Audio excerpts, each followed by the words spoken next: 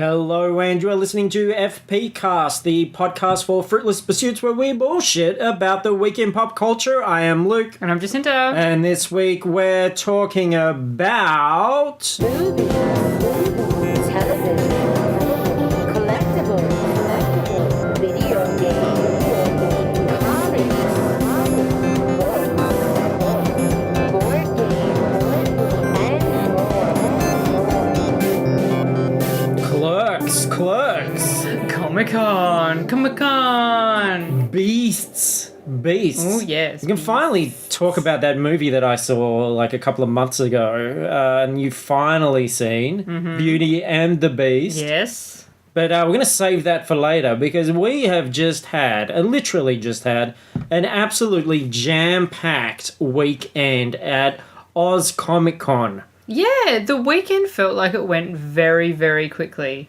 And, we spend the whole weekend looking around, taking photographs, talking to people, basically getting ready to report back so that you have the Comic-Con experience from the comfort of your own bus, toilet, gym, wherever you are. Mm-hmm. And then the reality, though, is we record this right at the end of that weekend, and we're just exhausted as all shit, and we pretty much usually make a bit of a balls of it.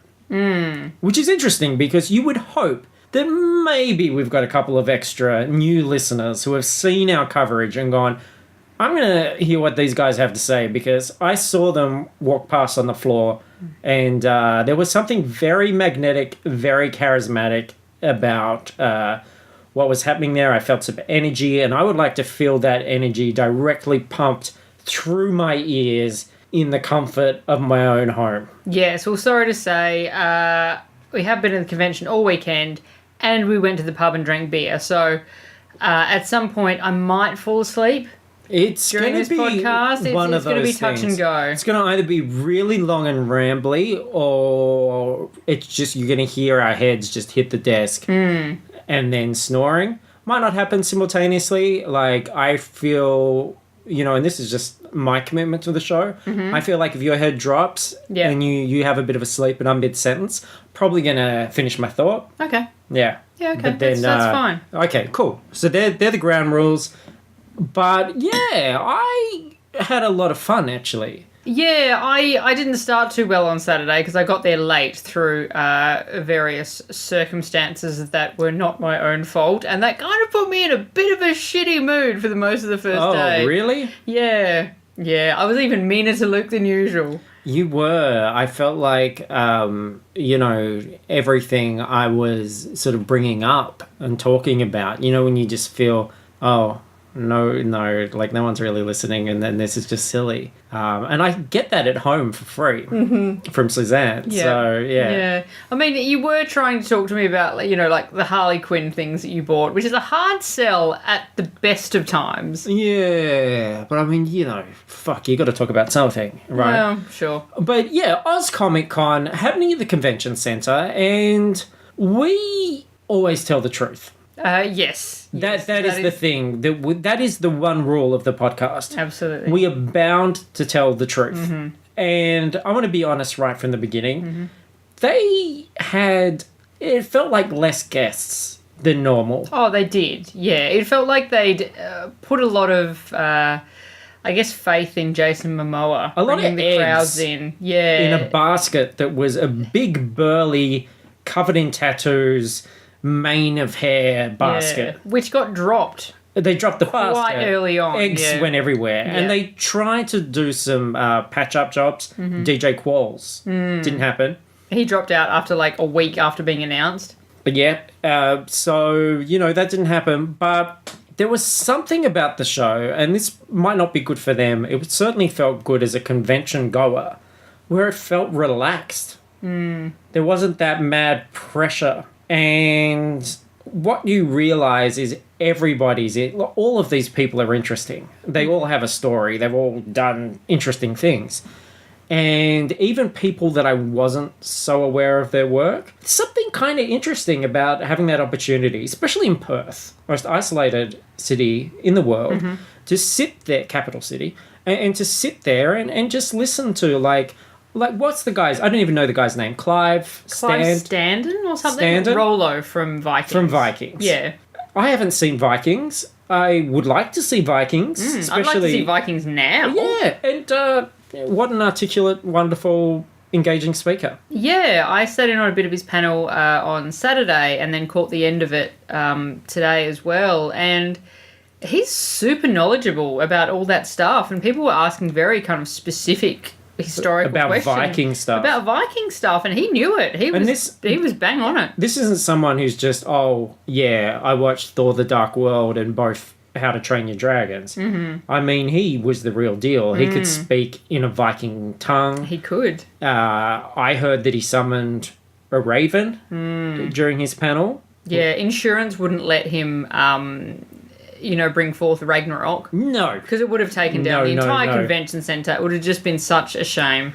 Ragnarok, you're like, well, it's kind of disruptive to do it on the main stage, but then is it going to work on the smaller stage? Exactly, yeah. Is it going to clash with the cosplay? Not the people that are cosplayed with all the armor and weapons and stuff. They're fine. They're great. They're going to be fine. They're loving it. There's a photo op. Yeah. Everybody get down to the front. Ragnarok's happening. Yeah. Take a photo with this.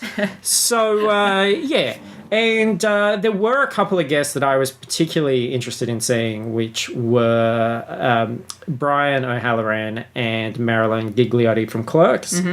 I will talk more about that later, but we do have an interview with them as well, which we'll be playing later in the show. So that was really fantastic for me because that was certainly a seminal film for me growing up. Go on, I've set that up for you. Make your comment. I feel like I don't need to. I feel like the joke is just there. You're above that. I am above that. Yeah. You're the dick joke guy. Sure. Well, I'm not. I'm actually quite mature and taking this very seriously, what we've done today. You're also full of a gigantic amount of shit. And over the weekend. Well, yeah, some might think that. But, yeah, so let's talk about the convention, just in general. It's certainly I don't think it was packed. It wasn't crowded. It wasn't, no. And talking to some of the exhibitors as well, they were, I guess, probably a little bit surprised at how quiet it was compared to other years. And we're feeling that probably because it is quite expensive to set that up. But certainly from a convention goer's standard, it felt good to me. It felt like the right amount of people. Like I was able to see what I wanted to see and interact with what I wanted, and it wasn't that crazy horrible bottlenecks everywhere cooker of a convention. And I thought it was actually run quite smoothly this year. Oz Comic Con are pretty good as far as their actual running of the convention goes. And I guess as a punter it probably wasn't great for them, but as a punter having much less people was pretty good because I could go to the panels and take photos and know that I was always going to get a nice clear seat down the front and no one was going to be, it wasn't going to be packed. And so that was pretty nice from a punter's point of view. And you took some shit hot photos. Of course I did. You got some really great That's my job. Close-ups of the celebrities. You can just see it's like being there in the room with them. It really is that convention experience. Well, let's talk about them. What are some highlights for you? What are some things that stand out? In terms of the panels or in terms of anything? Well, the panels, let's talk about the celebrities first. I think on the Saturday, there was no celebrities that I was really that personally interested in seeing, really. There was a couple of people from Battlestar. Tamo Pennicott got added very last minute. He was like a couple of days to a week out from the convention he was added. I was kind of interested in getting his autograph and that sort of thing. On the Saturday, I saw, who did I see? Melissa Joan Hart, Clive Standen, and someone else. I can't remember. Oh, Tricia Helfer. Yes. They were fine. I think Melissa Joan Hart, maybe not super interesting. She hasn't got a lot to really draw from. People are just asking Sabrina the Teenage Witch questions. I think that's a bind for everyone, and it's a bind even when you're meeting someone or talking to them when you're doing that sort of prepping for the interview process because you want to talk about the work. The work is what's relevant, and of course everybody's got their point of entry for that person. So, Sabrina the Teenage Witch was the most popular thing, and we're talking about because even like she did that huge stint I don't even know if it was a huge stint, but she did Clarissa Explains It All, which is something you hear referenced in stuff. It had some significance, but I don't recall it being a thing over here because we didn't have that, big Nickelodeon push at that time. So, you're going into a audience in Perth, which is already a subset of a subset, and you're going to talk about that thing. But for her, like she said, it's like she doesn't remember the content of the episode. She remembers costumes, she remembers experiences that were happening around filming. But and you see that at conventions all the time. I think of people from Harry Potter, like Natalia Tina, who's must have shot for a week or two. And they're like, what's your favourite spell? And she's like, I don't know any of that stuff. You know that stuff better than me. What's your favourite spell? And people that are like, oh, yeah, look, I did that thing for 9 months, 15 years ago. Yeah, the Firefly people. I don't know that as well as you do. Yeah. So, yeah. What struck me, particularly with the American guests from those big shows, is the just production element of it, that they talk about this thing in a very serious sort of structured manner where the experience of grinding out this product, although they're saying, we had fun and we did this, for me as an outsider listening, I just think some of this just sounds so cutthroat and difficult. Like Trisha Helfer on both days talked about the difficulty. She didn't mention the show. Our theory from IMDb and from the clues that she gave is that it was burn notice. But said basically she joined a new show around the time doing Battlestar second season, and the cast were really difficult and treated her like, who's this person taking our screen time? And that really sort of struck me because I'm thinking, we love these people, we love entertainment, we love pop culture, but you're not saving lives. Like, if you're pretending to be a spaceman or a spy or something like that, does that give you the right to treat people like shit, or for people to go, oh, Mr. So-and-so, we're so, like, it should be a fun thing.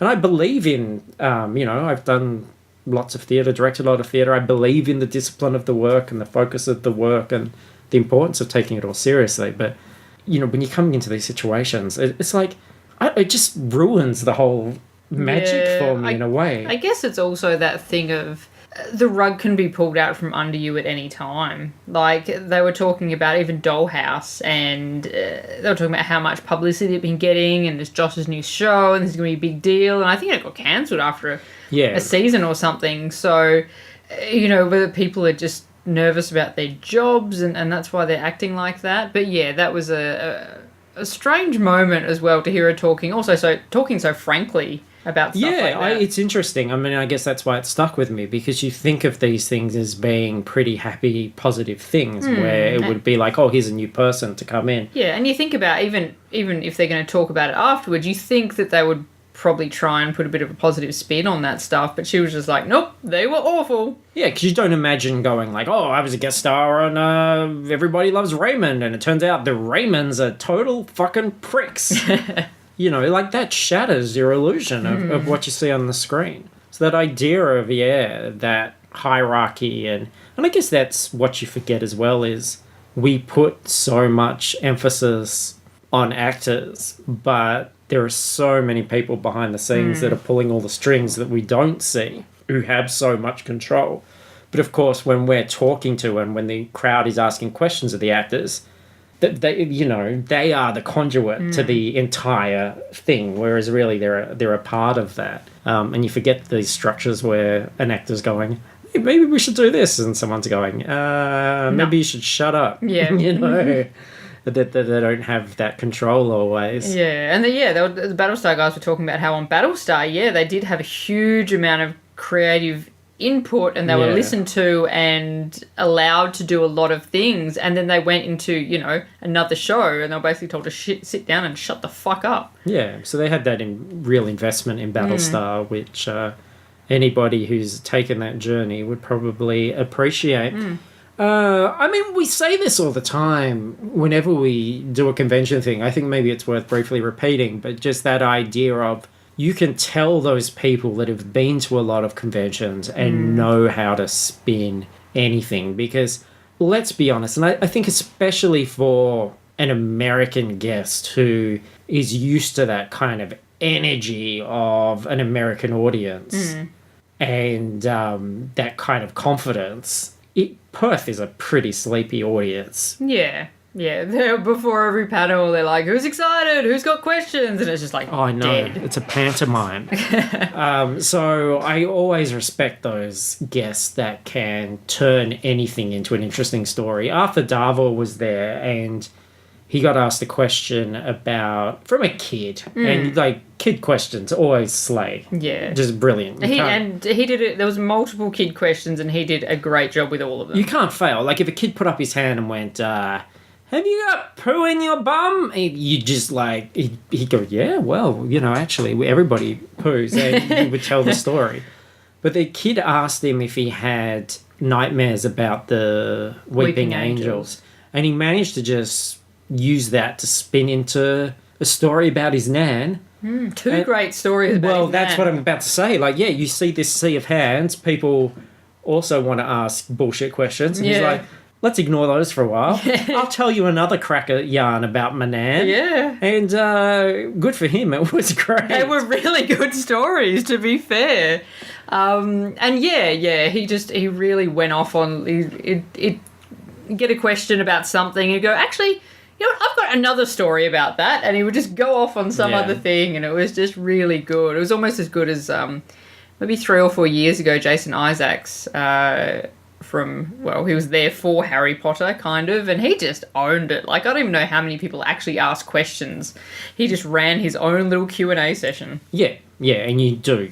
Because if you're relying on what's happening in the audience, you're just fucked. Like, you've got to have that confidence. Well, while we're talking about that, and I'd rather put this towards the beginning of the show than later, let's put in the Clerks interview. Okay. Because, as I said, I spoke to Brian and Marilyn. That was actually a big thing for me, and bigger than I probably even anticipated, because I really love that movie, and I always have loved that movie. So it was kind of surreal to be chatting to them both. And needless to say, they were both awesome.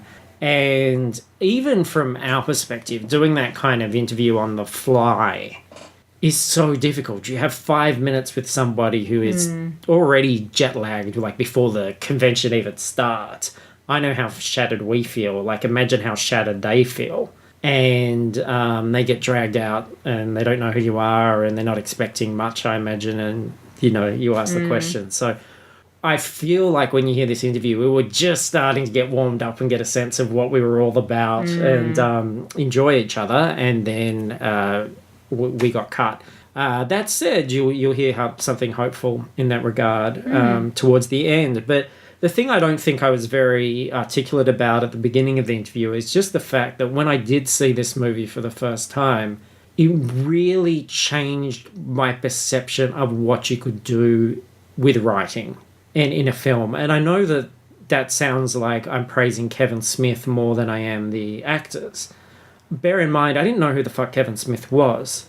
So when I'm watching Dante, Brian's character, say these things, I'm invested in Brian. I'm not invested in Kevin. He's the voice for me there. And, that do-it-yourself aesthetic, that idea that anybody could do anything. And you just sat there in the audience. And it's impossible if you're going back to it now to ever recapture this, because you've seen so many imitations since. But it was that idea of, wow, can you even do that? Can you say that? Can you talk about these things? Can you... they talked about things in a way that was relatable but also was intelligent. And that's so rare, especially for movies about young people, which are usually... we still see... We've talked about how many fucking trailers have Zac Efron, who I don't mind as a performer. I enjoy him, but, like, doing a kegger and spraying stuff all over him. These were, like, intelligent people that were talking about their lives and their direction. And even the fact that it got me back into Star Wars, the idea of even talking about a movie like Star Wars, which in 94 was still a kid's movie, talking about the world outside the story, what happened to the Death Star contractors and things. It's just, when we do that all the time now, but I wouldn't have done that those things existed in this little pocket of childhood. And then it was suddenly okay to talk about this. And I understand that people might think that's detrimental, and certainly it's snowballed in many different directions. But this was cool for me. So we're going to play that. Obviously, there was a lot of background noise and stuff, but hoping it'll scrub up okay. So here is the interview, and enjoy. I'm here with Marilyn, Ghigliotti, and Brian O'Halloran of Clerks fame, among other things. Now, I just want to set the scene just briefly. I was 18 in 1994, and a female friend that I was seeing at the time, which is not a brag or anything, but wanted me to go and see a film called Clerks at an art house cinema. I'd never heard of it, and it just blew me away because it spoke to me in a way that I never, like no other movie had done what it had done. Now, we've got a lot of younger listeners as well. I mean, they're over 18, but they're not as old as I am. A lot of younger people here. I was hoping that, because there are people that think Clerks was shot in black and white out of necessity because that was all that was available at the time. So I just want you to explain to our dumb shit younger listeners why Clerks is such a cultural phenomenon. Well, I'm glad you're trying to bring in more younger listeners by calling them dumb shits. No, you should see some of them, Brian. You really are digging yourself a hole for trying to get that advertising base there. You know what it is? It was out of necessity that we had to go black and white because we were broke. Kevin was financing that film through credit cards, and I think about maybe $5,000 in cash, $4,000 of which he got from the federal government for a washed-away car during a nor'easter that him and Jason Mewes had owned. So technically, we were a federally funded film. But the reason why that younger folks should need to see it is a slice in the life of anybody who is working any sort of service job that you're wearing your name on a badge next to you. You probably will relate to this. Like if you're working fast food or if you're working some sort of crazy pharmacist type of job, something where customers come up to you like, hey, I need my such and such right now, man, where is it? And you're like, sir, we told you need to wait, we're working on it.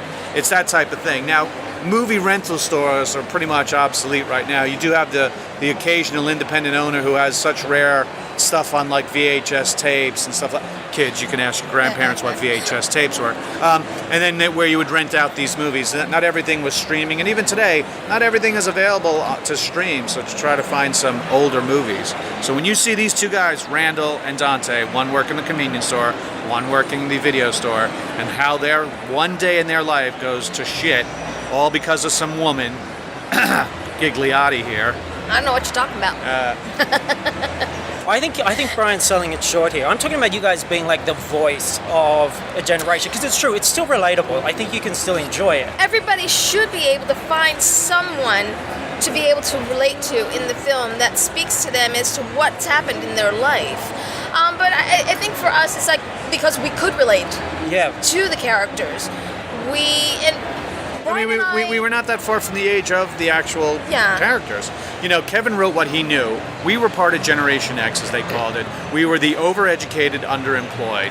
The fact that we went and we did study and we did get good grades, we went out and tried to get a better station in life, only to find out that there wasn't much work out there, kind of what is still going on today. So to find out the fact that you weren't the only one out there feeling this kind of like, well, what do I do now with my life? I got to do something, and I feel like I'm stuck in a rut.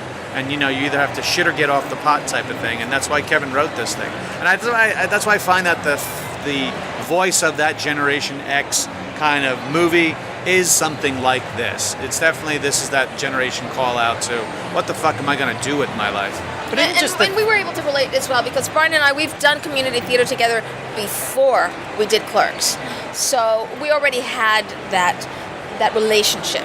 Yeah. Well, I'm curious then. It's interesting that you say, and the shit off the pot or get off the shit pot. Or get off the pot. Shit or get off the pot. Right. Is that sort of turning point there? Yeah. So is that why you think, like, ending up in the fast food restaurant in Clerks 2, is that from a lack of work? Because, so your character was smart. You didn't end up in the fast food place. But you were smart too. So why were you there? What it was just the inspiration to do it. Sometimes you fall, your life falls in a rut. And, people hook up with whoever their partner's going to be, and then that just dictates what their day-to-day life is. And before you know it, 10 years have gone by, like we express it in Clerks 2. Where did our life go, man? I'm in my 30s. Where did all this time go? Why did I work all this, wasting my time on this job? So, at the end of that one, we actually, no spoiler alert here, but, the ending of Clerks 2 ends in a way a very high note. But yet at the end, when you think back on it, wow, they're back doing the exact same thing they did in their early 20s. They just own it now. Well, the other thing also is fear. Yeah. Fear, is, whether you know it or not, will hold you back from doing something that's going to challenge you, even though it may be everything that you want to do. So unless you kind of get past that fear or change, you're not going to. You're gonna stay in that same rut that you don't like to be in, but you don't want to get out of it. All right, I'm going to be really, really quick now. I've got to wrap this up. So why no? You were the heart of Clerks. Why no Veronica in Clerks 2? Honestly, I don't. It's a question that I feel needs to go out to Kevin. But Okay. in respect as well, I just feel that sometimes writers don't necessarily know where something's going to go until they write it. The women don't reappear in the films. And, you're not in the animated series either. He got I'm Mayor not. McCheese. But not you. Brian did tell me, though, that there was an animation of Veronica. So had the series gone on, maybe I would have been. When we were asked to approve our likenesses on the cartoon, me and Jeff, Kevin, and I think Jay, we went to Disney Studios in Burbank, and they had all the master artists who were working on this project show us our master different looks of Dante, and then they showed different, and then they said, oh, these are some Veronicas if and when we bring her in, and these are some Caitlin. So I was like, oh wow, that looks cool. You're replaced by Alec Baldwin? It was originally Alan Rickman to play Leonardo, and then it came into Alec Baldwin. Final question. Why has Jeff killed Clerks 3? That is a question for Jeff that even all of us are still trying to find out. Because you were going to come and do that. Have you read the script? Is it good? I've had the script. I've had the script in my possession for 2 years. I can't even tell her what's it about because I had to sign a non-disclosure. Is it Chasing Amy good or Yoga Hostess good? Oh no, it's beyond. It's like everything he's ever done good. Well, look, it's literally like the Uber script that he's ever written good. I love you guys so much. It's very thank you. interesting group of people have done it. Really interesting. And I watched Volga last night, for example. Wow. We just don't have time, unfortunately, to talk about some of those things. For me, it's one of the best 10 clown rape movies I've ever seen. Well, thank you. I don't even think there's 10 of those movies made. That's right. And we are actually looking to do a sequel probably by the end of this year, so you'll really? find out more. Yeah, I'll give you some more information when we're done with the podcast. I'm sure we'll be back again.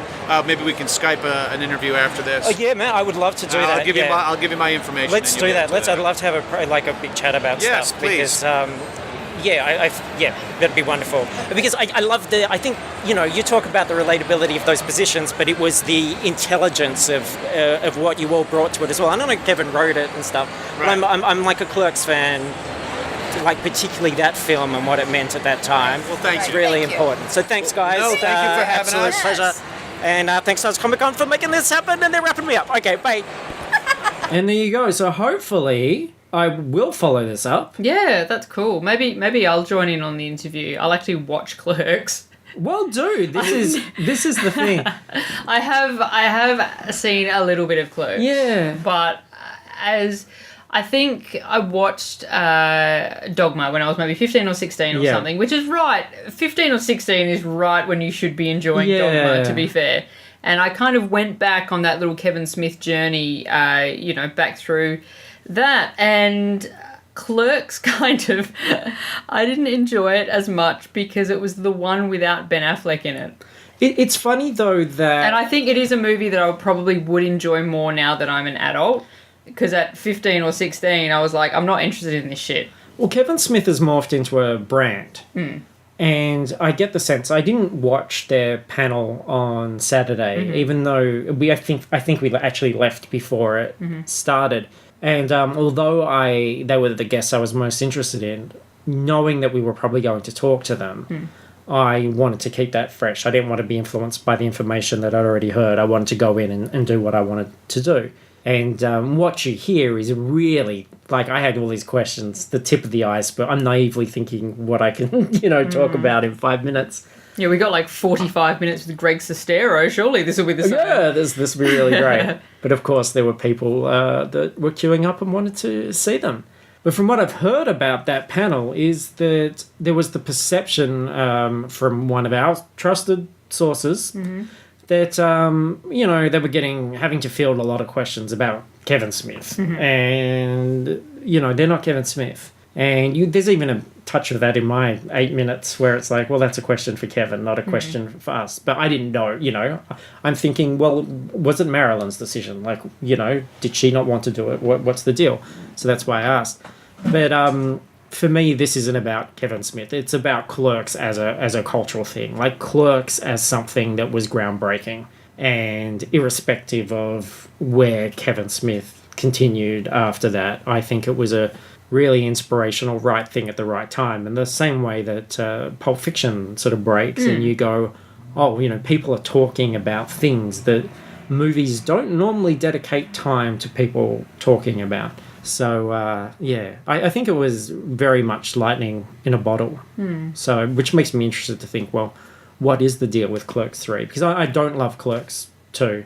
I kind of want to rewatch it again, having spoken to them, because there's something about that human element of interacting with someone where you realise that all these things, whether you like them or not, are made from a pretty honest place. They're made from people that want to honour what's come before and want to do a good job. I just never sort of gelled with the direction Kevin chose to take that. But it's his thing. He can do whatever Absolutely. the fuck he wants and he will. Rascal. Give him an inch, he'll take a mile. Yes. Speaking of which, buddy, the other person we haven't talked about, Brent Spiner. Oh, yeah. Yeah, I wasn't Data. I wasn't going to hang around for that panel at all, frankly, because I'm not a Star Trek fan and I don't give a shit about Brent Spiner. But I hung around for a little bit to take a couple of photos to chuck up on the Insta, to pop on the socials. And, yeah. He's a showman. He's charming. I felt like it's... no. How can you criticize anything that's happened? Especially, again, like, it comes from a good place. It's that canned sort of, hey, Perth's the best place I've ever been to. Woohoo! What we would see as cynical adults as being a kind of canned sort of American standard. He, does this all the time, make a couple of jokes, does the Australian accent badly... Says Hugh Jackman a billion times. Yeah, God. We do say Jackman. We don't say Jackman because it's got a fucking A in it. 2 A's, in fact. Yeah, he's saying it like he was from New Zealand. I know. Yeah. We're not New Zealand, mate. Come on, Data, dickhead. Obviously, On Book was better recently. Before knowing Brent Spiner was here, I laid into Data when they did that little montage of Data at the beginning, and he was like gurning at the camera a lot and doing this. What is this thing called love? Sort of android shtick. It's like, I was like, fuck, I hate Data. It's like Data is a cowboy. Data is a samurai. I don't like Data at all, but of course, and then you see the human behind it, and suddenly you can't, how do you hate Data? It's like Brent Spiner, and you think, oh yeah, like he's coming in and doing that, hey, Perth, and everything, trying to get everybody energized, and you think, well, what choice does he have? This is a guy that's done 1 billion conventions. He knows the crowds. He's looking around at these glassy eyes. He knows all the dumb shit questions the crowd is going to ask him. So he takes control. He goes in and does what he's got to do. Who can blame him? Yeah, he did. I was a bit worried because often I'll go down the front and take some photos, and then after 5 minutes I'll leave. And I felt like I needed to wait until his attention was over the other side of the room because I was more out of everyone. Yeah. He would have heckled me. He would have jumped on you. Yeah. Yeah, that's the thing. Like, you can... It's the same with everything. Like, you can criticize these pop culture things as an outsider who's very apart from it. You can say, I hate Data and his buttery face and his problems with feelings. Yep. Because why not? Like, you can. That's your right. But when you talk to the people, how can you? Like, they're people. It's different. And one of his first... And he's like a chap. Like, if we sat down and talked to bloody Brent Spiner, we would have loved the shit out of him. He would have been lovely. And one of his first questions was basically, how do you feel like about being an ambassador for autistic people, babe? Like the Data being the face of autism or some shit like that. And he was very, very nice about it, you know. And he said, well, he didn't really know anything about any of that sort of thing when he was first doing Data, but he's very, I guess, honoured Yeah. now to be part of it. I think when we did one of the books, we found out that Data had like a working synthetic cock. What? Yeah.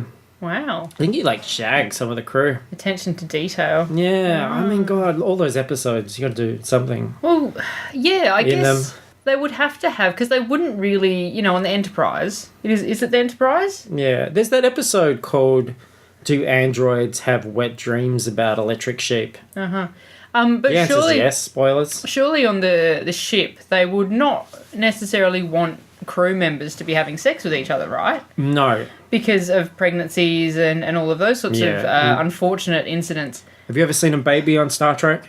Like crawling across the bridge? Even a boss baby? I haven't. No. No, well, there's why. So surely it makes sense that they would have sex androids. Well, they have Data. Yeah. Yeah.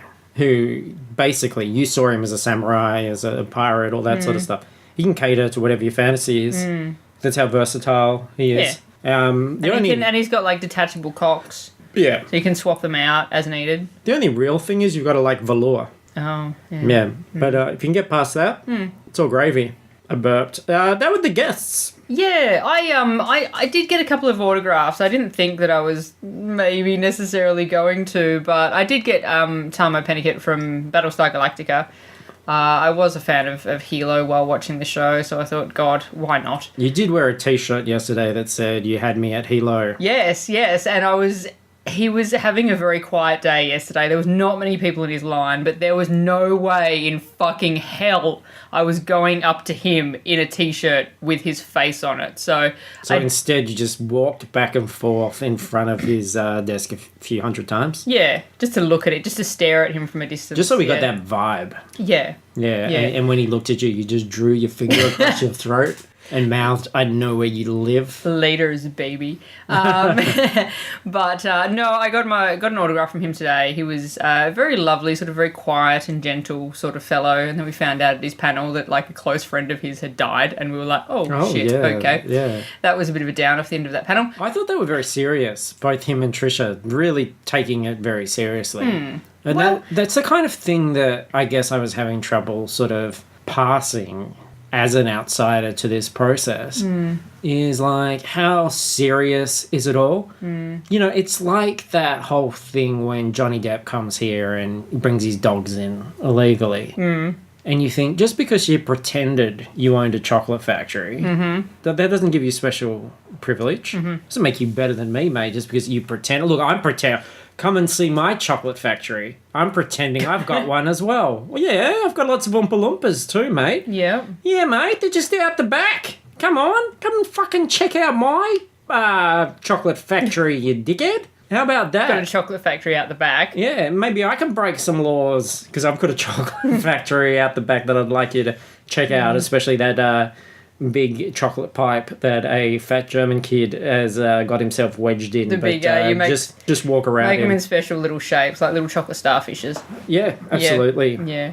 Oh, with that moment in the panel with Tamo and Trisha, they were talking about like Goop. I don't know. Goo. It was like some download episode or something. I don't know. I've only watched season 1, and Trisha was demonstrating how they would get the goop off her at the end of a take. Because she's looking at all these glassy eyes in the audience, and she's like, they can't visualize You can't this. visualize They're it, not no. going to get it. I have to physically stand up and show the goop removal process. Yeah, so she made Tamo stand up and she stroked her hands down his body in a manner to illustrate how the goop was removed. And I think her nose brushed his belt buckle. at one point. everyone was thinking the same thing, and he sat down and crossed his legs He did. after that, and had a bit of a funny look on his face. I don't know how many Australian phrases they picked up while they were here, but certainly semi-mongrel could have been among them. Absolutely. I'm And getting all Australian now, mate. Yeah, Hugh Jackman. Hugh Jackman. Hugh Jackman. The other guest I he did... said boy from Oz was shit. Yeah. I've never seen it. I haven't seen it It either. looks shit. It's probably shit. It's not his place to say. No, well, no, but he said Hugh Jackman was very good in a shit thing, which is a very difficult thing to Well, do. I think Patrick Stewart's very good in a shit thing called Star Trek: The Next Generation. How about that? TNG's so fucking awful. Like, I watch it sometimes when it's on TV. You're but... going to we have a lot of listeners that if they had to choose between TNG and us, we don't have a fucking hope in hell. TNG is bullshit. They love TNG. I only though. watch TNG. Like, if I watch People TNG love it. for 10 minutes and there's no Riker in that 10 minutes, and I turn that shit off. Riker just makes me uncomfortable. Riker is fucking wonderful. No, he's like a hairy galoot. He is. He's wonderful. I love him No. sitting aggressively on chairs. That's my favourite thing. Yeah, I love just Riker. straddling things. Yeah. On, off, Yeah. on. There Nice. we go. Yeah, but no, I got Clive Standon's autograph as well, which seems funny because I've never seen anything that he's in. Also ironic because I believe he was sitting. Oh, he was. Yeah, he was in Yeah. his little chair. You should have asked him that. Yeah. We could have gotten a scoop. Speaking of scoops, if you are on our Facebook group, I asked for questions for the Clerks people yesterday, and I didn't end up using them because they were all pretty much shit, except for co-founder of Fruitless Pursuits, Jay, Yes. over in New Jersey. His questions were really good, but I just didn't get a chance to shoehorn them in. But I did mention him before we started recording. I said that the co-founder is in New Jersey, and they said, "We're in New Jersey," and I said, "He's got kids." Because like that was something I did know. Okay. Yeah. And then he was just like, okay. But yeah, I said we were going to have questions for Mario. Now look, the publicity people, we always tell the truth. They were pretty great this year. I had a really good experience. But when they said, who do you want to speak to? I said, I want to speak to the Clerks people. Because Seminole, I told him about, I wasn't bragging, told him about this girl. How she wanted me of all people to be the belle of the ball at the Luna Cinema that night, and go and see this thing. So they said, you know who would be really great if you want to have fun, you want to have a great time. Podcast, just gold. You should talk to the voice of Mario, Nintendo's Mario, Charles Martinet. And I said, great, we'd love to, because Mario... What an iconic character. That's like Mickey Mouse with a moustache. Mickey Mouse if he was a borderline offensive ethnic stereotype. Absolutely, yeah. Yeah. Mickey Mouse with a shirt. Yes. Yeah. Sure. I'm talking about the A classic, little- like, yeah. Yeah. You know, when he had his And a hat. when he had his Everything. Steamboat Willie out. Oh, well, Steamboat Willie had a hat. Yeah. I'd be worried about getting my Steamboat Willie caught in that ship's wheel, to be honest, with all those Yeah. spokes. Yeah. That would stop you whistling. I imagine so. Anyway, Yes. so yes, great. So I go home and I think about Mario for about, I'm going to say 6 or 7 hours. Okay. And I craft some really excellent Mario questions. You know, about the lore, about the character. I want to know, you know, there's so many advances in technology since those original games. And I'm thinking, Charles Martinet, has he ever thought about like putting on a motion capture suit and just running through these levels, sort of like Ninja Warrior style? Oh, yeah. Yep. Maybe even a bit of Wipeout. But you know what I mean? Like, yeah, he could do all of that stuff. I've got questions about, you know, you've got Luigi, you've got Waluigi, Yep. you've got Wario. Baby Mario, Paper Mario. I'm thinking maybe there could be an Australian Mario that was an offensive stereotype as well. Muzzer. Yeah, I've got questions about Tanuki. I've got literary quotes about Tanuki.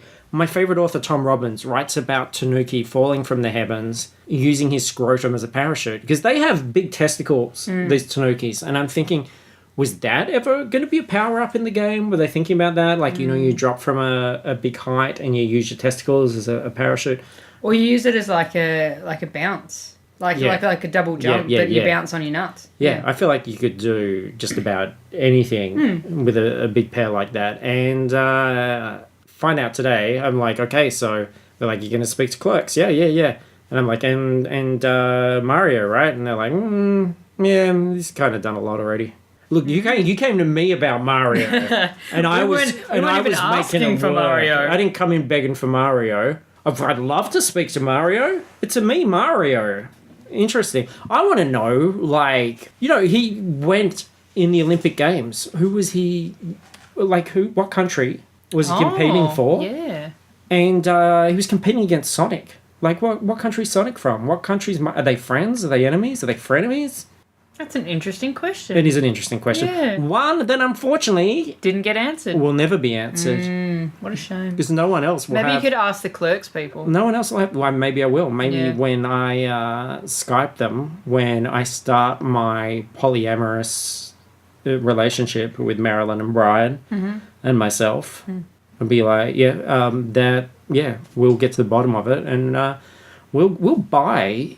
I've got a Wii U. We'll buy Super Mario Maker. We'll make our own fucking Mario games if it comes down to it. Okay.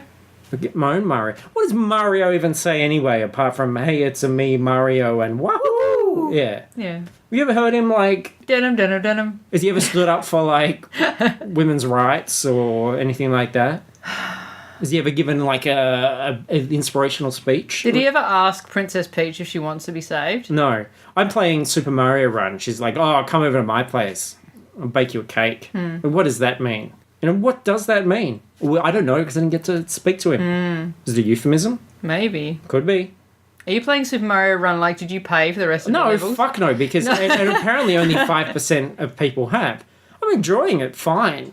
But I'm not And then gonna it's pay like, fucking $20 or Well, whatever it's it is. $15. And then they're like, okay, do you want to purchase the next thing? And I'm thinking, I know it's like a premium game. I'm thinking $6. $6, I'll do it. And then it's like $15. It's And like, I'm get like, fucked, Mario. You're having a lend Mario, Like, if you needed the money that bad, don't be a plumber. I get plumbers probably get paid a lot. Probably. And, like, isn't he collecting all those coins as he's going around? Like, True, headbutting where all are those they? boxes? Where are Mario's tax returns? Yeah, absolutely. Couldn't agree more. Can we get to the bottom of this, please? And two, even if plumbing's lucrative, why are you fucking around jumping on turtles and all that sort of stuff? Like, what does any of that have to do with plumbing? God knows. Yeah. Yeah, nothing. So if Nothing, my that's what. if my like bathroom tap's leaking, Yeah. Is he going to jump on it and expect coins to come out? am I paying him by the hour and he's like out the front jumping on the neighborhood turtles? Yeah. What the fuck is that? Bullshit. You're a dickhead, Mario. He is a dickhead. I take that back. I didn't mean that. That got a little bit pointed at the end. I'm just disappointed because I wanted to talk to Mario, but there you go. That's what happens. You take the good with the not so good. Oh, speaking of taking the good with the not so good, we always buy shit at cons, right? You bought far more than I did this weekend, but I spent over $200 before it even opened because I Yeah. snuck in and bought all the Dark Crystal figures. my little kind of goal for the weekend is I'd bought a couple of the little Beauty and the Beast minis From the new film. from the new film that we're going to yes. be reviewing very shortly. Yes. And I'd really wanted the little human prince from the end of the film. That's the one that I wanted. Look at you changing your tune. I couldn't say anything about this film, Yeah. for the months since I've seen it. Yeah. And now you're spoiling that he turns into a human I prince know, at the end. I know. It's very awful. Now of you're me. just like, oh, well, I've seen it, so fucking, What if someone hadn't seen, Like, Beauty and the Beast is 1996. It's only 2 years after Clerks. What if people haven't seen it and they think, oh, well, he's fucking, they're watching those rose petals and falling. And they're feeling pretty tense about it. They're worried about this. They don't know how it's going to go. Can I tell my story, They or do know are you now. going to? Yeah, okay, go on. Yeah, okay. Sure, absolutely. So this was the little figure that I wanted, and the one that I didn't want. I didn't want fucking Chip. Chip is, like, just from a whole weight, materials, Yeah, I mean, ratio. If you're paying $10 for this thing, you want one that is solid plastic. These are Funko It is of Mystery value, yes. Mini blind box figures. Yes. You could be getting the Beast, you could be getting Chip. You're paying the same price. Chip's as big as, like, a Skittle. It is, yeah. So I don't mean like a bowling alley Skittle. no, I mean like a candy Skittle. it's Candy Skittle. Candy Skittle. Candy Skittle. So I bought 2 boxes this morning, the Sunday morning. Opened one up, I felt it through the plastic, and I handed it to you to open because I knew what it was and I was disappointed. It Well- was fucking Chip. You should have been disappointed in yourself because when you lifted that box, the weight, I mean, you probably even lifted off the ground. It was so light. Probably.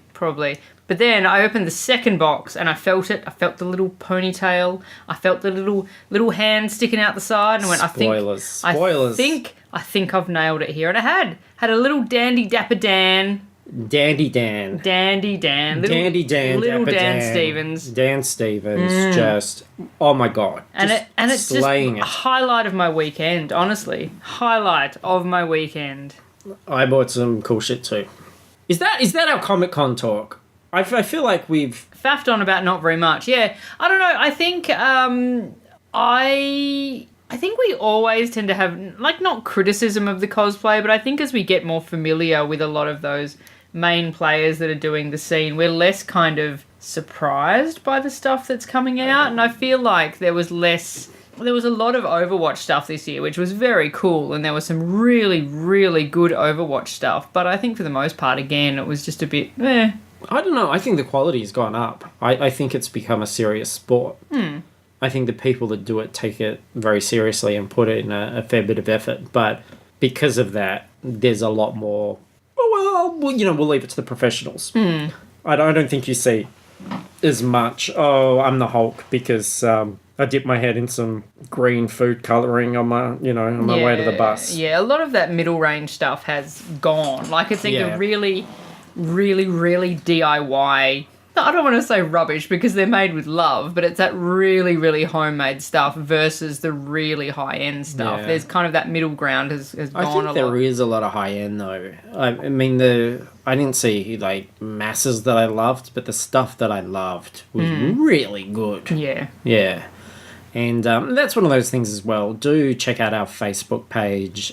Fruitless Pursuits is normally just links to the podcast, but these con times is when a lot of new content comes up. So you'll certainly be able to see galleries of those photos and see some of the stuff that we're talking about. Yeah, and Instagram as well. We put a lot of stuff up on Instagram Live throughout the weekend. Yes, yeah, well, technology. You're taking photos and putting them through. So, we both have access to the internet, the Instagram account. We also have access to the internet. We both have access to the handy, internet as well. Yeah. Because really, Instagram without the internet, yeah, it's lonely. Yes. It's not very satisfying.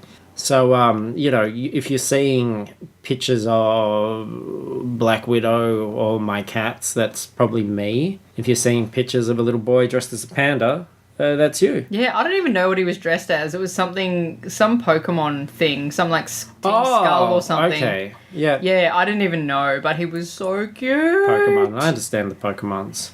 Okay, well, that was Comic-Con, and maybe next week we'll do a little addendum if other things occur to us, if we because remember anything that happened. Really, and just really, our Comic-Con coverage does continue over the next couple of days. Do keep an eye on fruitlesspursuits.com. And hopefully I'm gonna, we've got the audio evidence that Brian O'Halloran wants, we're gonna be Skype buddies. Best friends forever. Best BFFs. Yeah. So, and Volga is a crazy film. Like, maybe that's your homework. Check out Volga, so that when we do chat about the sequel, which I had no idea was happening, then you'll know what is going on. Also, watch the Greasy Strangler. Strangler. Watch the Greasy Strangler, you dickheads. The Greasy Strangler is on Blu-ray now, and I bought it, and oh my god, I'm excited. And also Train to Busan is on Blu-ray, so also watch that. Okay, fucking well, rad. Christ, look at us giving all the goods. So, the only two more things I want to cover. We're going to review Beauty and the Beast, but trailer-wise, I think we can't not briefly chat about the Justice League trailer. Very Zack Snyder-y trailer of these grimacing heroes where everything is just cool. And it's funny because, we're seeing the Guardians 2 trailer a lot, and they're very different properties. There's no way tonally they should be similar. But I just mean, like, Guardians is very self-depreciating. Oh, we're kind of cool, we're kind of dorks. And DC is giving us, we are cool. We are gritted teeth, fucking badasses doing awesome stuff. And you love us. I feel is, like, the gist of this thing. Yeah, I'm fine with it. Like, I didn't love the trailer, but I just think you gotta be pretty hard-hearted to not get a kick out of Jason Momoa surfing on top of the Batmobile like Teen Wolf. Yeah, Jason Momoa was my favourite part of the trailer by far. I think I watched this thing at like 6:30 this morning when I woke up for the con, and I watched it once and went, what? And then I didn't. And then I didn't watch it again. So yeah, it would just seem like a lot all at once. Which look is fine. Like that's the Snyder thing. I'm not gonna judge anything on a trailer. It's fine. Well, Godot has already started to reach that iconic status for me, where you know, in the same way that now RDJ is Iron Man, Yeah. Chris Hemsworth, I think of Thor. You know, if I even see a comic picture of Thor, I'm imprinting Chris Hemsworth over the top. I'm doing that with Gal Gadot now. Yeah. Like she looks really that good, level for me. yeah. Yeah, I'm enjoying that, and just even from the posters, and the posters have been getting a fair bit of shit from the internet as well. But looking at Batfleck and that suit, I just think it's the suit that I've always wanted to see. I mean, it's very Miller inspired. I just dig him as Batfleck. I love a big chunky Batfleck. Like, I remember the thing that disappointed me most about Batman Begins. You heard there was going to be this reboot. It was going to be this different take. It wasn't going to be the silliness anymore. It was going to be more grounded. And then I remember seeing that first picture of Christian Bale in the Batsuit and thinking, oh, that's not that dissimilar to the things we've had before. Yeah. You know, and whereas this is a real comic book Batman, and I dig that. I think that I always enjoy Snyder's ability to commit to that look. I think we're seeing, you know, them battling waves of flying creatures and everything, and it's going to be very hard to connect or be interested in that in the same way that the Shatari or whatever have not engaged us in the past. But, you know, what happens, happens. I did want to just mention Cyborg briefly, and I had a great chat with Zach and Paris, both friends of the show's BWB hosts, about this on the weekend. I'm sure I read an article. I think I was listening to this conversation. I think I had this conversation a couple of times, but I'm sure I read an article at some point. I should have, if I wasn't like Kong fatigued. That was last week. I'd probably look this up. But this idea of black men being kind of castrated or made safe in like white movies, and you go, here is Cyborg. And the only thing I can think of every time I see him, because he's this like potent, strong dude, is he's been literally castrated. Like, he's got no dick. He looks like Bumblebee down there. I'm surprised he doesn't have a license plate folded around where his knob used to be. And what came up in this conversation is this idea of, you know, if you think his dick's not important to him, he is a football player and like late teens / early 20s. Your dick is the most important thing to you in the world. So it's like the other guys, you see the Justice League poster, are all dick. We're all standing here and like look Piss at our and fire. Yeah, look at our dick. And even Wonder Woman's got a dick, and he does not have a dick. He's just standing there, sort of dickless amongst them all. And it's like, yeah, you can hang out with us, but we're all acutely aware that you don't have a dick. Yeah, but you're kind of safe because you're not gonna like steal everything out from under us by being sort of more potent than we are. And I think that's the thing that worries me about that costume. That sort of setup is the guy's clearly got no dick. And I mean, he's a cyborg. Like, you could have had him sort of split up in different ways and sort of Robocop the bottom, and, you know, whatever happens down there is his business. But when you look at that thing, that's like one of those sort of He-Man or G.I. Joe like crutch pieces from a toy that just sort of freestanding little, you know? Yeah. So I think that's weird. I've never been concerned about like a fantasy character's dick as much as since Percy Jackson, when there's that centaur. I don't remember the centaur. What happened with the centaur? Well, I just worry. Oh, where the... I just worry with the centaur. You've got this like man. You've got this masculine torso. Is the dick all the way at the back? Yeah, but this is the thing. Yeah. Like, right where his dick should be on the front legs, nothing. he's got like this cannon mound. Yeah. But your dick's a meter behind you. Yeah. You know, and I feel like you'd want to keep tabs on that. You know, do you want your dick? Like, what's it?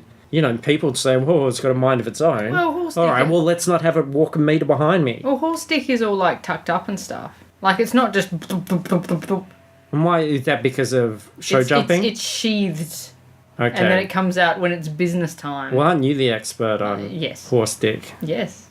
There you go.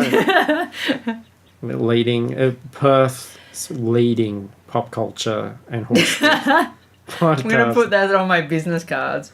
It's funny because you think that we probably are. Like, we got to be in the top 5. I don't know. There are other Perth pop culture podcasts. Yeah. Yeah, some have fallen by the wayside, but I think there's still one or two that I know of. We're tenacious. This is episode 182, I think. So we've got that going for us. But you'd think, like, at conventions, geek conventions, people would be like, oh, yeah, Fruitless Pursuits, love it. No. Actually, when I turned up on the Saturday morning, because I was very angry, and I was getting jerked around by being told where I was supposed to pick up my media passes, getting angrier and angrier. And the nice lady at the information desk offered to walk me down to where I was supposed to go. And she's like, oh, what are you here with? I'm like, oh, we've got like this podcasting, Fruitless Pursuits. And she's like, oh, yeah, I think I've heard of you guys. And I'm like, no, you haven't. Well, that's the problem. We don't we don't hit the young crowd. Because our audience is too intelligent. And as I've already said, like, young people, dumb shits. Yeah. Like, you really... They haven't even watched Clerks. No, they haven't. So, like, what the fuck what did they watch? Like... I don't know. A bum. Teen Wolf. They watched Teen Wolf and Supernatural. Yeah, and even then you're talking about whatever this current Teen Wolf is. You're not talking about Michael J. Fox. No. Surfing on top of the van. No, we're talking about, like, abs and lacrosse. That's what this new Teen Wolf is about. They all play lacrosse. Who the fuck plays lacrosse? Well, the original Teen Wolf played basketball. That's not fucking lacrosse. Yeah, it made me believe that Michael J. Fox, who is 3 feet tall, was a basketball star. Basketball legend. My 2 favourite basketball players ever. Yep. Teen Wolf. Bugs Bunny. No. Close. Tucket. What? Lola Bunny. Oh, okay. As Natalie Dormer's first role. Oh, but like, so not Kevin Bacon from The Air Up There?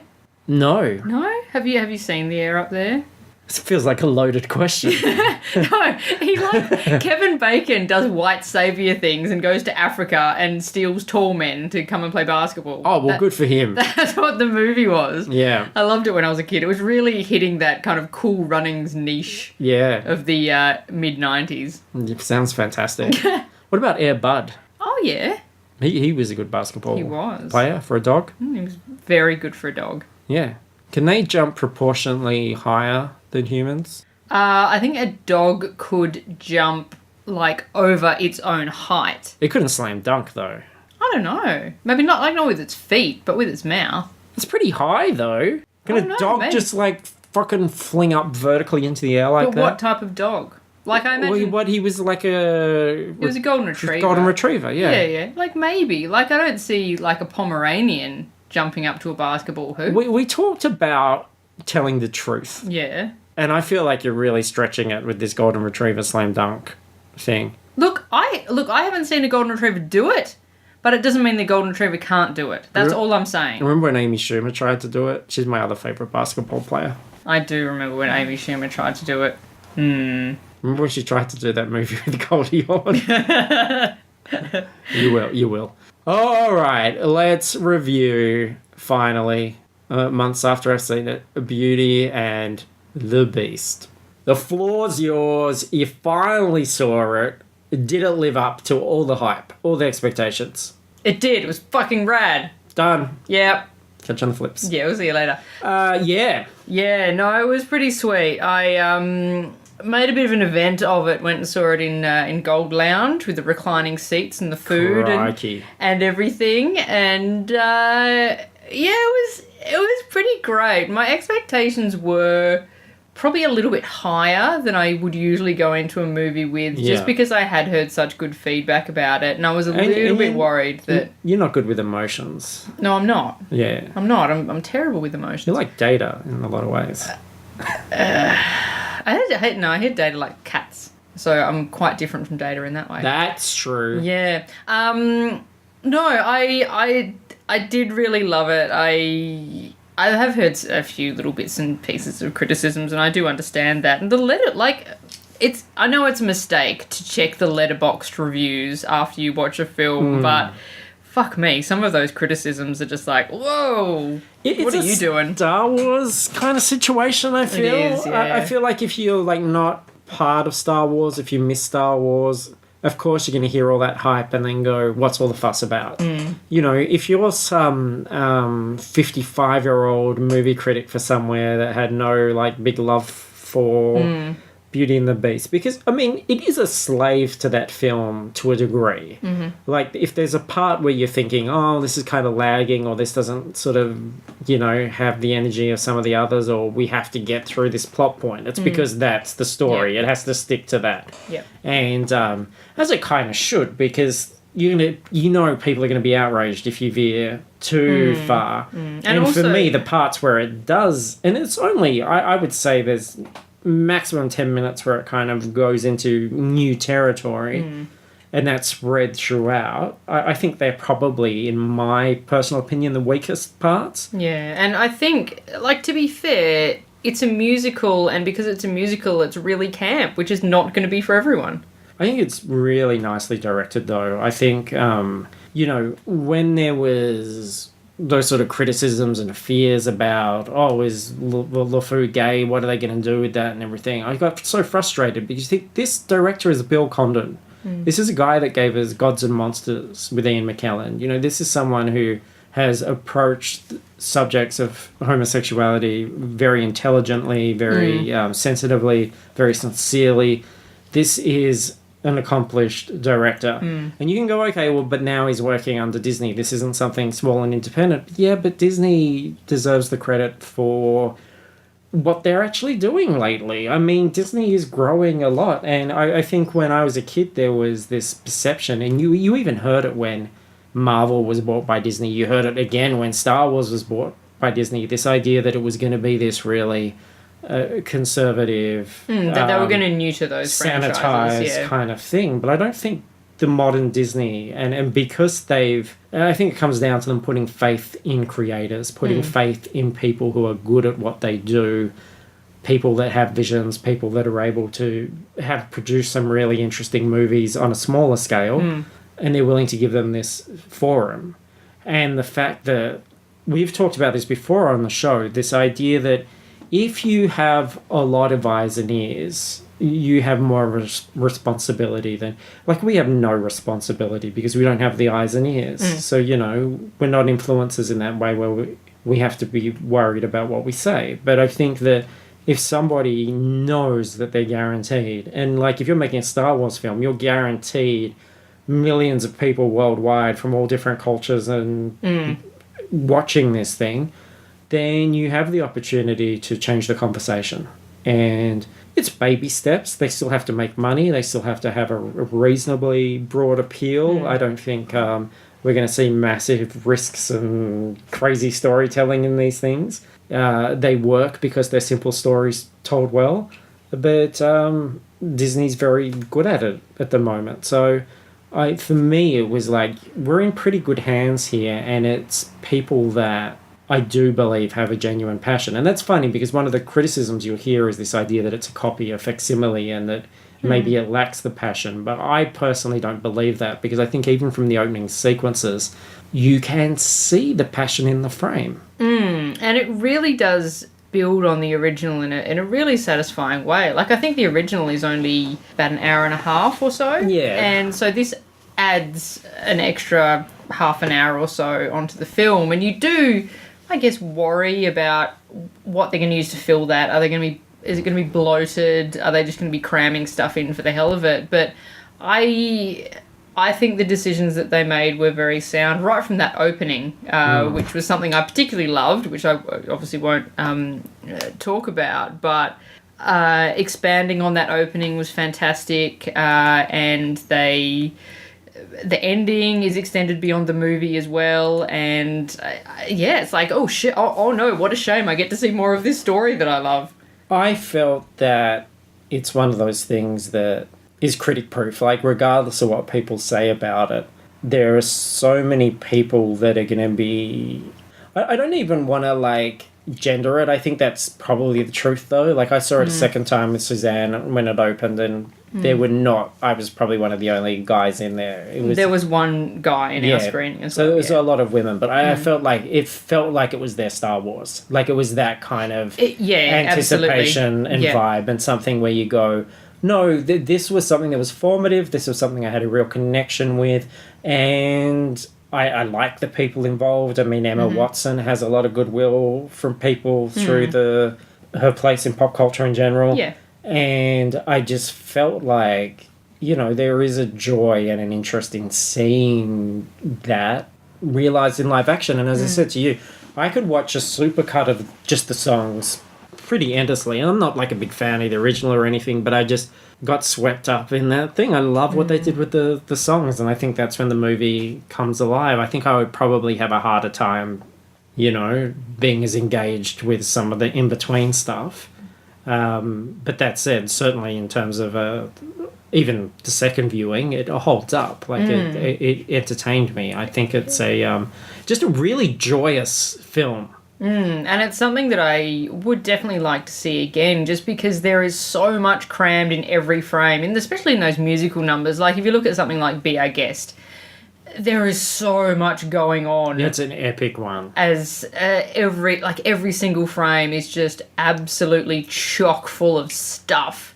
And I know I missed a bunch of stuff watching it that first time, so I would really love to see it again. But yeah, it was a fun look, and especially with Dan Stevens as the Beast. Obviously, we both are big Downton Abbey fans, and I did enjoy seeing, especially as the kind of middle section when he got to do, when there was a little bit more kind of focus on his face, I suppose. You could really see his sort of expressions. Like, there's kind of this, it's very hard to describe, kind of this mouth thing that he does, where he sort of drops his mouth a bit and kind of talks out of the side of his mouth a bit, and that's such a classic thing that he would do during Downton. And, you know, look, the Beast looks a bit ropey sometimes, there's all that sort of stuff, but again, and we've said this before, you know when things are real and not real, and, like, you just absorb in the story. Like, you either are willing to go on the journey or you're not. Yeah, I must admit, the thing that kept me from really investing 100%, like, I was 90% there, but there was something about those wide shots of the Beast that really made me aware that he was not there. Like, I know in my head that he wasn't there, but the way he interacted with the environment was like, he didn't feel heavy enough, and he didn't feel like he was making that much of an impact. When he's walking in the snow and stuff like that, and there's very little footprints or movement and that kind of thing. It just shows, though, that, I mean, that is where we are. I mean, that's the current... And I mean, like, it feels level, it feels shitty to criticise the Beast when everything else to do with him is amazing. Like, if you get a shot from the chest up, the animation on his face is just unbelievable. Yeah. Like, he looks fantastic. But I think, you know, he's a character. You invest in a character. I invest in the fucking Great Gonzo. You know, like, he's not a realistic looking thing, but there's enough presence and story where I can put aside the fact that there's Dave Goelz under the table with his hand up his ass and watch Gonzo for being Gonzo. And it's the same with this. Like, we had this skill, infinite, like, amounts of this skill as kids to be able to go, oh, there's Big Bird and that's a thing, without going, well, like, birds don't look like that. Look, his beak's made of felt. How would you fucking eat a worm? You know, like, we did that, and that's why, I guess, I retaliate when people, like, online all the time, when people are complaining about CGI and stuff, because it's, that's all part of it, and I 100% agree. Your, like, assessment of that, I think you've hit the nail on the head. Like, you know, you see those big sort of ballroom sequences, and he doesn't have that weight. He's not there, but, you know, it's a great story, and he's a great character, so you know, that's where we are right now. And I mean, you know, if movies took 5-6 years to make, then maybe all these little things would, and cost, you know, 5-6 times as much, maybe all these little things would be there. But we're continually progressing. And then it's the same way that I feel about something like Tarkin in Rogue One or whatever. You know, he's a character in the story. I accept that. I enjoy it. We continue on. And, is it as perfect looking as it's going to be in 10 years, 20 years? Who knows? But he was part of that, the story at the time. You know, it's funny because I ended up looking at this YouTube clip about some of the bad CGI in movies because I was thinking, well, what is really bad CGI? And one of the things that came up was that very first Jabba the Hutt insertion in 1997. Oh, yeah. And it's way worse than you can even remember. Like, it's so basic and untextured. And then they did it again, of course. They put him in again. And that second version still... And it's one of those things where you go, well, where do you stop? Yeah, where did you... Like, I remember watching it's a character. You just got to... behind-the-scenes thing, like, all those years ago from when they were, like, doing the filming originally and having Harrison Ford step on a box to step over his tail. And it's just like, you cut this in the first place for a reason, because it sucks. Like, oh, no, you're confusing a memory, I'm sure, because he did this scene with a human and he walked around the human, so there was never any pretend Jabba slug. Jabba wasn't even a slug at that stage. So what happened is when they decided after Return of the Jedi, oh well, no, he's a slug, and then they want to do the special edition, they've got this problem because he walked around a human and he can't walk around where Jabba is because Jabba has a tail. So they lifted the footage of Harrison Ford up, because obviously they never reshot anything. And they made him step on the tail as a way of getting around the fact that he'd walked around a human, but now he was walking around something with a tail. Right. So they added that in order to explain, because there's no way he could walk around Jabba without stepping on his tail. So they raised him in the footage and put in the animation of Jabba reacting to his tail being stood on. Man, that's one of those fake memory things. I remember a box. I remember footage of him walking over a box. No, Jabba's just a guy. He's like he almost looks like the Rancor Keeper. He's just like this chubby, sweaty guy in like a woolly vest kind of thing. And they removed him from the footage and added the slug, but then it was like you can't walk around him in the same way without treading on him. So, yeah. Shit. There you go. There's a bit of Star Wars trivia for you guys. During Beauty and the Beast review? During the Beauty and the Beast, yeah. So, I just basically really love the song. I just think you've got to be predisposed for it. Like, I think if there's somebody that had no... You know, if we're talking to one of our gross, misanthropic male listeners that loved Logan... who doesn't, and Deadpool, and has no special feeling for Beauty and the Beast, I don't know if I would go, well, you're going to love it. No. But if you love Beauty and the Beast, fucking jump on that. You'll like Beauty and the Beast. Yeah, and if you're sort of not worried about... I thought it was awesome. Yeah, I think they're very clever in their casting, because I think... those people are very appealing to that age group that is most likely to go and see this movie. You know, like the Dan Stevens. How many people of my age group have watched Downton Abbey? Fucking everybody. Well, look, we're really getting deep into sort of fantasy land here, but I thought this was interesting because I thought I haven't seen The Guest yet. I need to see The Guest, but I thought Dan Stevens had really fucked it with Downton Abbey. Like, I think his exit from the series was so premature and just like, what the fuck are you doing, Dan Stevens? Like, you know, because you might not make it. Yeah. And it didn't look like he had made it. And nobody else kind of had, because Jessica Brown Findlay left before he did, and she looked like she was going to be the one to fucking go on and just destroy Hollywood. She did one movie and disappeared. But for him to have those two very different roles and which appeal to two very different demographics, to be able to do Legion, and obviously there's a lot of crossover there too, but to do in terms of the demographic, but in order to do Legion and Beauty and the Beast all in the same year, he's fucking nailing it, and he's showing his range beyond. Yeah. You know, absolutely. I thought Downton. he was. I have seen The Guest. I actually watched The Guest before Downton Abbey, and I did. I did enjoy him in that. I think he's quite good in that as well. If you're a new listener and you're suddenly thinking, what the fuck is going on right now? We watched Downton Abbey for the first time last year and just Became ended up obsessed with watching all of it. Yeah. And decided to talk about it a lot, even though we didn't get encouraged by any listener ever. Nobody was excited about it, but we just love it. Yeah, actually, throwback to convention today, I got a couple of commissions done by a very good artist there. The first one I got was Commander Lynn from the Great War because I love her. And then I wanted to get another one done. I couldn't really decide. So I gave her a couple of options, including some characters from Downton Abbey. And when I came back to the desk, I had a wonderful watercolour of Maggie Smith from Downton Abbey waiting for me. Absolutely thrilled. The eyes particularly watery. Yeah, very, very watery. But anyway, this cast is very perfect for this sort of the demographic they're hitting. Like Emma Watson, Luke Evans, wonderful as Gaston. Yeah, Luke Evans is cool. Gaston. I enjoyed him a lot lately. I loved him in High Rise. Yeah, and you know, Ian McKellen, Emma Thompson, Ewan McGregor. Like the funniest thing was my mother, bless her heart, had gone. Bless her cotton socks. Had gone into this movie. Like you forget. Because we talk about movies and stuff all the time, you forget that most people don't give a shit. Most people don't. Well, not that she doesn't give a shit. She just didn't want to be spoiled for anything. She hadn't watched any trailers. She just didn't want to know anything about this movie. She wanted to go in completely cold. So she had no idea who was in this movie. So she was like, the titles came up. She went Beauty and the Beast.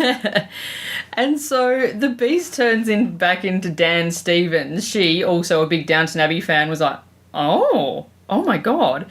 And then everyone starts turning back into their humans. And when Ewan McGregor turned up, she leaned over and hit me. And I was like, what the fuck is happening? And then after the movie, she was like, why didn't you tell me he was in it? And I'm like, how did you not know? Couldn't you tell from his impeccable French accent? It was amazing. Yeah. Yeah. I actually loved Lumiere. I know that we've given him so much shit, and his accent was awful, but I loved it. Yeah, this is a half-assed review because I'm pretty much saying what I said before, which is like I enjoyed it. I love the songs, particularly well cast. Go and see it because I think that there are things about the film I would like to talk about in more detail at some stage. Maybe we could do a Patreon spoiler cast about it or something, but I don't want to, with the movie only being out a couple of days, I certainly don't want to spoil anything here. But I think there are some specifics to talk about that are interesting. But yeah, have fun. I think, again, for someone who struggles with smiling, I think it's just wonderful that you're having a great movie year already. It's March. You've had Great Wall. You've had Beauty and the Beast. It's like everybody's just making things especially for you. And then King Arthur's coming up. Fuck. King Arthur. Geezer.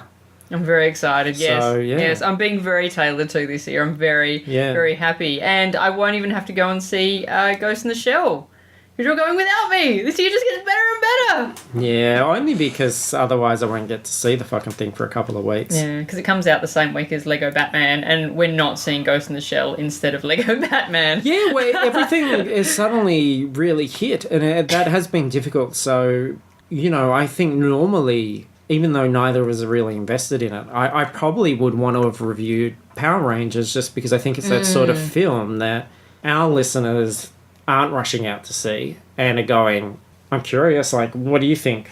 So it would have been interesting to give that feedback. Maybe we'll get to see it in a couple of weeks if there's a gap. Yeah, I mean, obviously, if we didn't have Comic-Con this weekend, we would have gone to see it. I did hear they were showing the Power Rangers trailer in between panels and stuff, and there was one guy that I heard, he must have gone to the preview or seen it on the weekend or whatever, and he was like, yeah, it wasn't that bad. Like, it was just fun. It was fun enough. It was fine. I was like, yeah, that's sort of where I'm assuming I that's imagine hitting. it's, we've seen the trailer. It's the trailer expanded. But I've heard how the movie starts, like the very, very start of the movie, and it's not quite what I expected. Red Ranger sucking his own dick. Oh, not far off. Interesting. It involves a dick. Really? Interesting. Well, there you go. Interesting. So we haven't done that. I'm going to see Ghost in the Shell by myself on Wednesday, so I'll talk about that next week. And yes, we'll finally get the Lego Batman movies. So After 6,000 years. you'll get both of those next week. And if there's any other Comic-Con stuff that we think of, we'll talk about that. But do keep an eye on our Instagram, on our Facebook page, because things will be posted there. And if you're interested in what we saw, you will get to see it too with your own eyes. And you can make your own damn opinion. So, yes, thank you for listening. Go to fruitlesspursuits.com to find out everything we're doing. I do not believe there will be a Book Was Better this week because I have not prepared one with everything else that was happening. But, cut me some slack. I did like 6 or 7 in a row, which was pretty good weekly. So, catch up on one that you've missed, and hopefully I'll be back with that the week after. Or you can listen to The Ghost of the Darkness again. Yeah, The Ghost in the Darkness is there. So that's why I got you to do that one, Jacinta, because Okay. I just knew it would be a total Christmas cracker. And that, Knock it out of the park. You just sit there. You could just sit there for a couple of weeks and people, could just enjoy that. So, Listen to me talk about Val Kilmer for an hour. and lions, talking about the lions and stuff, it was very exciting. And Patreon, iTunes, rate, review, do all that stuff. Because look, we're really, we're going to be talking to Clerks people and some Viewer Skew people in the future. They're gonna might check out iTunes and stuff. And if it's the last review is 2015, that's not going to look very good. You think how I'm already in a bad position where at some point I'm going to have to reveal that. I drunk tweeted Kevin Smith about how much I hated yoga hoses. How do you think that's going to go down? If only you hadn't done it from the Fruitless Pursuits account. True. Yeah, I can't. yeah. I can't cover that one up. Yeah. But look, we always tell the truth. We didn't like it. That was my least favorite movie of last year. But I fucking love Clerks, and I love the animated series. Well, with what was it? With the bad comes the good. The good comes the bad. Hey, look, we all have good and bad. You only have to listen to a couple of these shows in a row. And you know that... And which is this one? Good or bad? I think it's okay. I think if you were... I think if you were... quantity over quality tonight, Yeah, I I think if you were a first-time listener, you would have the whole roller coaster where you'd be like, oh, this is good, this is funny, I like these people. Then you'd be like, Downton, what the fuck are you talking about? Why are you talking about a 6-year-old TV show? And then, they would sort of go, would I listen to that again? But, you will, because you'll be bored at some point, and you'll go, well, let's give them another chance. The end. The end. The end? Yeah. Okay. Oh, did we? Oh, no, we won't. What? No, no. What? I was going to say we're going to do an Iron Fist update, but I haven't watched any more. Oh, it's fucking, if you've seen one, you've seen them all, it's fine. It's boring and silly. No, it's fine. It's just, it is what it is. He's got an Iron Fist. Spoilers. Yes. Bye. Yeah, goodbye.